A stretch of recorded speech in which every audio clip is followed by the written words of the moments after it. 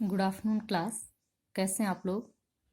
अपना ध्यान रखिएगा, भीड़ भाड़ से दूर रहिए और घर में ही रहिए और साथ साथ पढ़ाई भी करते रहिएगा।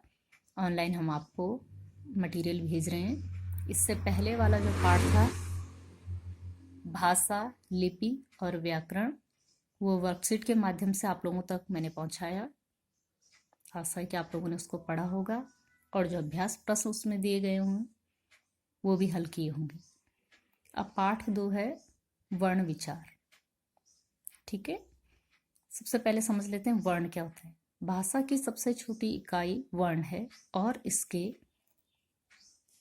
छोटे टुकड़े नहीं किए जा सकते। यानी कि भाषा की जो सबसे छोटी इकाई, सबसे छोटा जो टुकड़ा है ना, वो क्या है? वर्ण है। ठीक है ना? इससे छोटा टुकड़ा या इससे छोटा खंड हम भाषा का नहीं कर सकते। ठीक, फिर है वर्णमाला। किसी भी भाषा के सभी वर्णों के व्यवस्थित तथा क्रमबद्ध समूह को उसकी वर्णमाला कहते हैं तथा हिंदी भाषा में 52 वर्ण होते हैं। किसी भी भाषा के, वो कोई भी भाषा हो सकती है, हिंदी है, अंग्रेजी है या कोई और भाषा है, सभी के जो मूल अक्षर होते हैं उनका एक व्यवस्थित क्रम होता है। वो एक व्यवस्थित क्रम में रखे जाते हैं।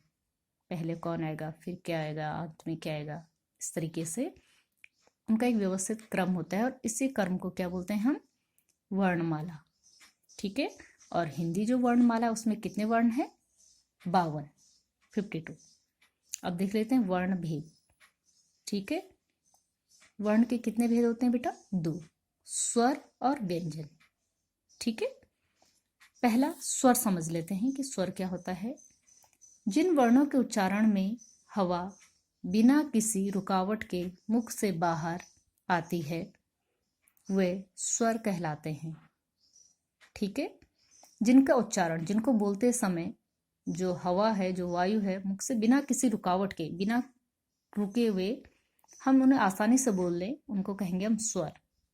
ठीक, अ, आ, ई, उ, ये सारे क्या हैं? स्वर हैं। और जब आप इनका उच्चारण करेंगे तो आप लोग महसूस करेंगे कि हवा कहीं भी मुख में टकरा नहीं रही है। ठीक, अ को छोड़कर प्रत्येक स्वर की मात्रा होती है। ठीक है, अ जो है प्रत्येक व्यंजन के साथ वैसे जुड़ा होता है, लेकिन अ के बाद आ, छोटी ई, बड़ी ई, उ, इन सब की जो है मात्राएं लगती हैं। और किसके साथ लगती हैं? जो व्यंजनों के साथ जुड़ती हैं। ठीक है, अब देखिए स्वर के भेद। स्वर के कितने भेद होते हैं? स्वर के 3 भेद होते हैं। पहला है ह्रास्व स्वर। जिन स्वरों के उच्चारण में बहुत कम समय लगता है उन्हें ह्रास्व स्वर कहा जाता है। ठीक है, ये 4 हैं: अ, छोटी ई, छोटा उ, रे। जिन स्वरों के उच्चारण में बहुत कम समय लगता है, ठीक है, और ये आसानी से उच्चारित हो जाते हैं, इन्हें हम क्या कहेंगे? ह्रास्व स्वर। ठीक है, और ह्रास्व स्वर कौन सा बताया मैंने आपको? अ, छोटी ई, छोटा उ और रे। फिर है दीर्घ स्वर। जिन स्वरों के उच्चारण में ह्रास्व स्वर से लगभग दुगना समय लगता है, ठीक है, वो क्या कहलाते हैं? दीर्घ स्वर। लगभग दुगना समय लगता है। किससे? ह्रास्व स्वर से लगभग दुगना समय लगता है। और ये हैं 7: आ, बड़ी ई, बड़ा ओ, ए, आई, ओ, औ। ये क्या है? दीर्घ स्वर है। दीर्घ इसलिए हुए बेटा क्योंकि इनके उच्चारण में जो है अधिक समय लगा। किससे? ह्रास्व स्वर से। ठीक है, फिर है प्लुप्त स्वर।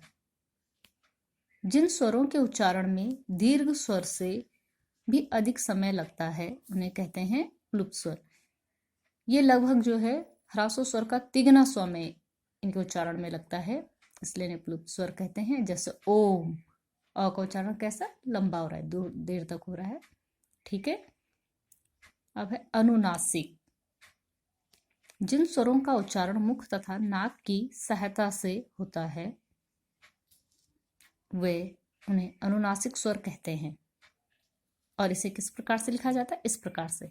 ठीक है, चंद्र बिंदु जिसको हम कहते हैं, इसे इस प्रकार लगाया जाता है जैसे गांव, 5, इनके ऊपर क्या लगाए, चंद्र बिंदु, और ये जिसे हम चंद्र बिंदु बोलते हैं इसको क्या कहेंगे, और अनुनासिक। ठीक है, अनुनासिक इसलिए क्योंकि मुख तथा नाक दोनों की सहायता से इसका उच्चारण हो रहा है। ठीक है, फिर है अनुस्वार। जिन स्वरों का उच्चारण करते समय हवा नाक से निकलती है और उच्चारण को जोर से किया जाता है, इस क्या कहेंगे हम, अनुस्वार। ठीक है, और इसे किस प्रकार लिखते हैं, इस प्रकार, ऊपर एक बिंदी, इस प्रकार से इसको लिखा जाता है, जैसे कंठ, चंचल, मंच, शंकर, बंदर। देखिए इन सबका उच्चारण थोड़ा जोर से हो रहा है ना, और जब हम उच्चारण कर रहे हैं तो हवा सिर्फ कहाँ से निकल रही है, नाक से। ठीक है, इसके बाद है अयोग वाहक।